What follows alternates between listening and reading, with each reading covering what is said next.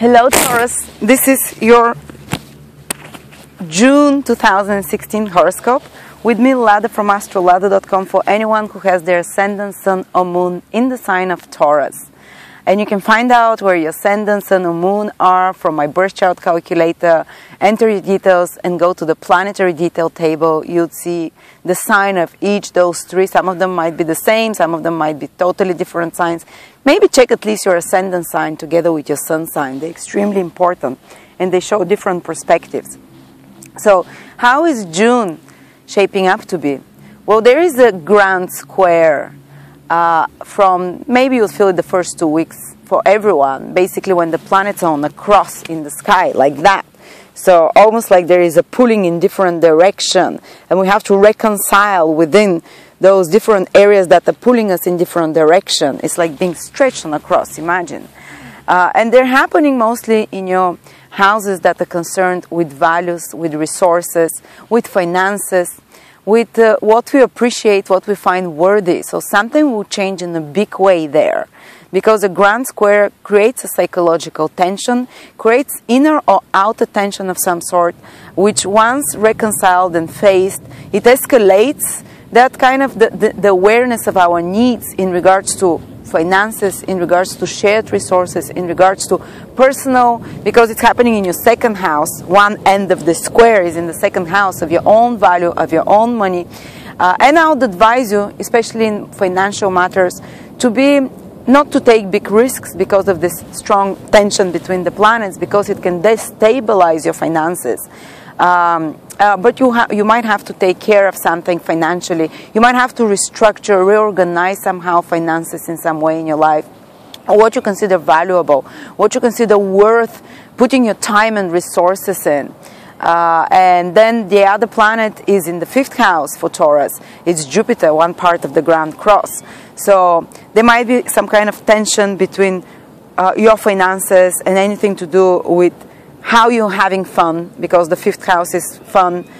Maybe there might be some spendings that come to you because of investing in hobbies, or because of enjoying yourself, because the 5th house is the house of enjoyment, of hobbies, of passion, of anything that you're passionate about that you pursue. It can create some tension between your finances and your values and what you consider you're passionate about, your hobbies, the way you have fun. But again, it can be reconciled. Nothing is unreconcilable.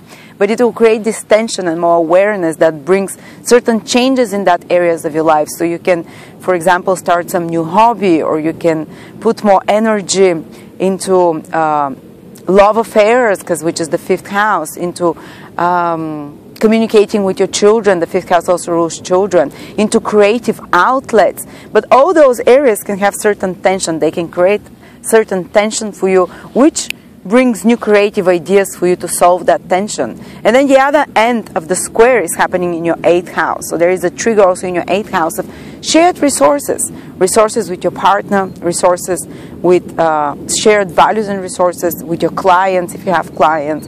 Money that comes to you through others, whether it's your clients, whether it's your partner, whether it's some alimony, whether it's business partner of a sort, whether it's the government. You know, basically other people's resources can also create tension between your resources and other people's resources that you have to reconcile. What you're giving and what you're receiving. The 2nd house is what we receive. The 8th house is what we give to others and what others give us.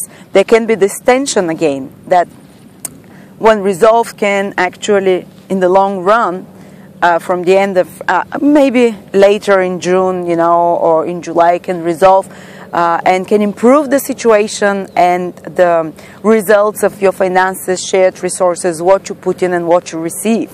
But initially it will create some tension, basically, which has to be resolved creatively.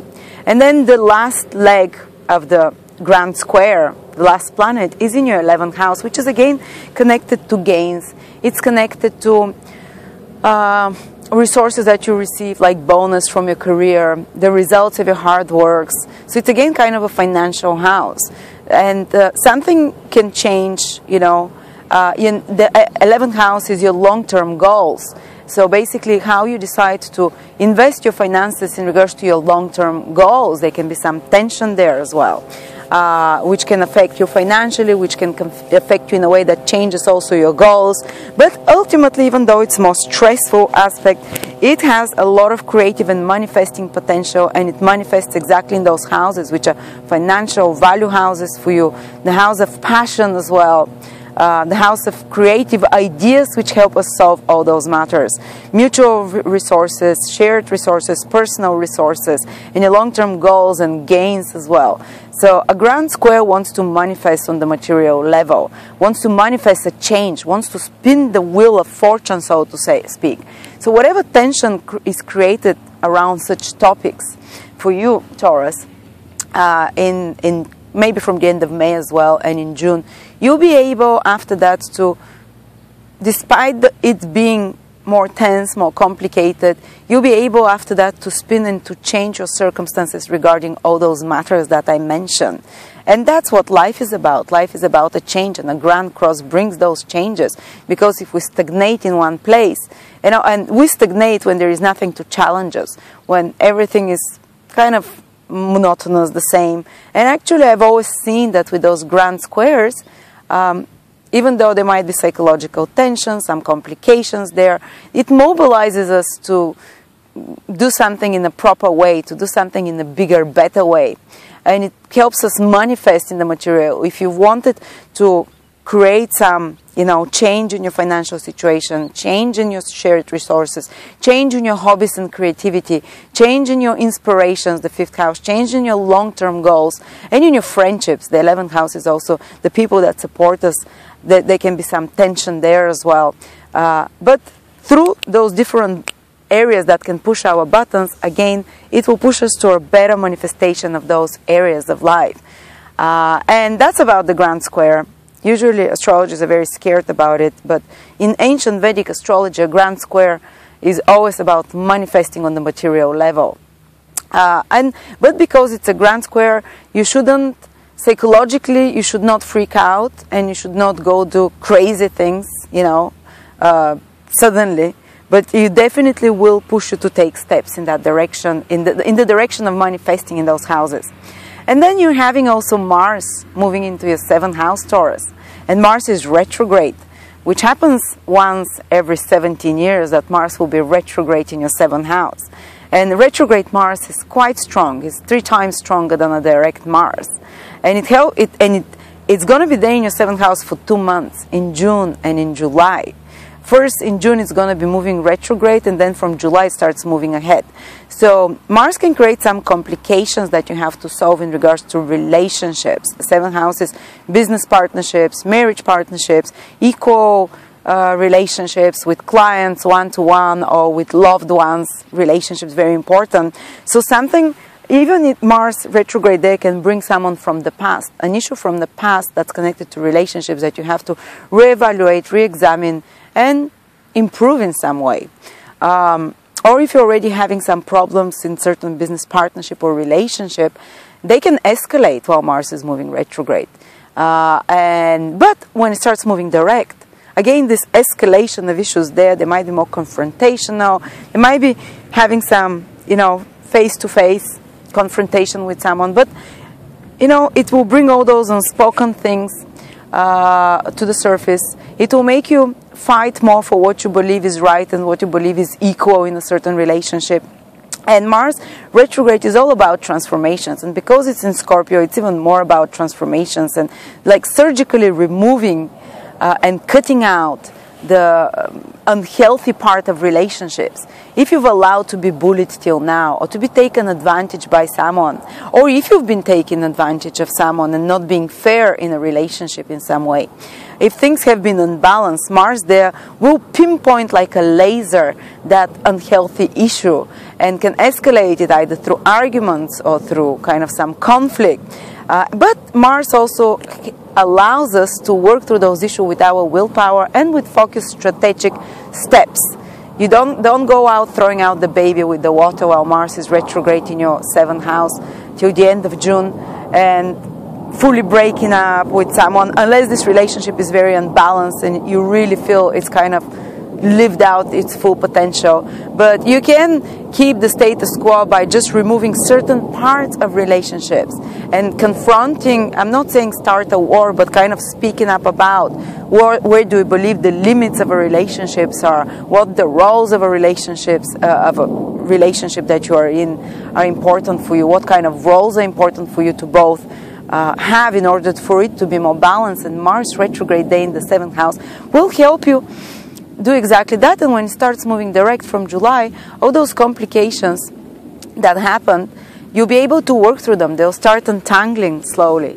And by the end of this process, maybe in July and August, you'll be with way more healthy way of relating with others, way more healthy relationships. Again, as I said, if you're in a relationship that is quite unbalanced, Mars retrograde in your 7th house can end up that relationship because you're reevaluating it and you no longer feel comfortable. Mars is a warrior. Mars will no longer keep quiet and think, okay, that's okay. You know, I'll just sit here quietly because just because you can be with me or I can stay in that partnership. No, Mars retrograde speaks up.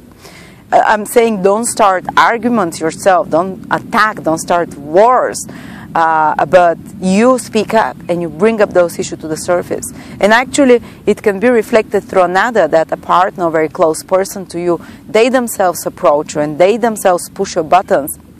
But it's again, the universe is pushing us in that direction so we can make it more equal, make it more healthy, and surgically remove issues in our relationships that have been blocking us till now in some way from fully feeling happiness. And Jupiter is already moving direct in your 5th house, so definitely it will bring a lot more support, especially in regards to having more fun, in regards to what your priorities are, in regards to children, in regards to your creative hobbies, in regards to how you're having fun and enjoying yourself. But again, as I said, there can be tensions between all those matters and all your personal values, reevaluating all those things with planets in the 2nd house, and other people's values and what they consider their resources as well. And so yeah, some relationships can intensify, but at the end of this process, you know, they call it cosmic storm when the planets are in a square, but I always see cosmic storms bring us the most development. So I want to end this on a positive note. So expect changes, but expect that actually, even though they're stressful, they will be ultimately positive. So thank you very much, Taurus, and I will see you next month.